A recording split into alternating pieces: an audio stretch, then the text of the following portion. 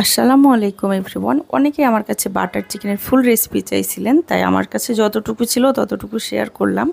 প্রথমে আমি এই চিকেনটাকে ম্যারিনেট করে রাখার জন্য সানের টিক্কা মশলা, আমি সানেরটা ইউজ করছি, এটাই দিতে হবে। টক দই, লাল মরিচ গুঁড়া, অল্প একটু আদা রসুন পেস্ট আর লবণ আর একটু লেবুর রস দিয়ে ম্যারিনেট করে রেখেছিলাম। রেখে এটাকে আমি অল্প তেলে একটু পোড়া পোড়া করে আমি এটাকে ভেজেছি। তারপর আমি একটা প্যানে এখানে আমি দিয়ে দিলাম পেঁয়াজ বাটা, অল্প নিয়েছিলাম, আর পেঁয়াজ রসুন কুচি, পেঁয়াজের পরিমাণটা বেশি নিতে হবে, আর কাজু বাদাম আর টমেটো দিয়েছি, অল্প কয়েকটা আমি কাঁচামরিচ দিলাম। আর আপনারা যদি বেশি করে দেন তাহলে কাঁচামরিচের মধ্যে যদি লাল কাঁচামরিচ আছে সেইটা দিবেন, তাহলে এটার কালারটা লাল লাল আসবে। তারপর আমি এখন এগুলোকে ভালো মতো ভেজে নিব। আর অল্প একটু লবণ দিয়েছিলাম ভাজার সময়। আর এই সময় ভাজার লাস্টে আমি একটু আদা পেস্ট দিয়ে দিয়েছিলাম 1 টেবিল চামচ মতো, কারণ চিকেনে আর কোনো আদা পেস্ট আমি দিব না। এখন আমি এটাকে পেস্ট বানায় একদম মিহি করে পেস্ট বানায় নিতে হবে। তারপর আমি এই পেস্টটা দিয়ে দিলাম, আর সানের টিক্কা মশলাটা দিয়ে দিলাম 1 টেবিল চামচ মতো, লাল মরিচ গুঁড়া দিয়েছি ঝাল অনুযায়ী, আর দিয়েছি 1 চা চামচ করে জিরা গুঁড়া আর ধনিয়া গুঁড়া।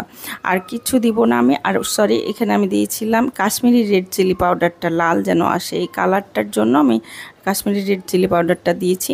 আর দিয়ে দিলাম অল্প করে টক দই, আর একটু দিয়ে দিলাম চিনি। চিনিটা অবশ্য পরে অবশ্যই আবার দিতে হবে টেস্ট করে।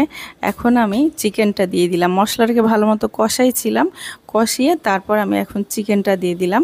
চিকেনটা দেওয়ার পর আমি একটু পানি দিব, পানি দিয়ে তারপর এটাকে আমি একটু সেদ্ধ করার জন্য কিছুক্ষণ ফুটাবো। আমি দেখছেন আমার চিকেনটা ফুটে আসছে। আমি এই চিকেনটাতে আপনারা খেয়াল করেছেন এখানে আমি কোনো গরম মশলা ইউজ করব না, কোনো টাইপের না, শুধু টিক্কা মশলাতে যেটুকু মশলা থাকে সেগুলোই, কারণ এইটার টেস্ট ফ্লেভার সম্পূর্ণ আলাদা হয় চিকেনের থেকে। সো আমার এই চিকেনটা যখন ফুটে আসছে তখন আমি একটু টেস্ট করে দেখলাম, দেখে আমি এই চিনির পরিমাণটা দিয়ে দিলাম। চিনিটা আপনারা একটু সুইটনেস খেতে চাইলে সুইটনেসটা একটু চিনিটা বাড়ায় দিবেন। আর এই চিকেনটা একটু মিডিয়াম মিষ্টি খায়, খুব বেশি মিষ্টি খায় না।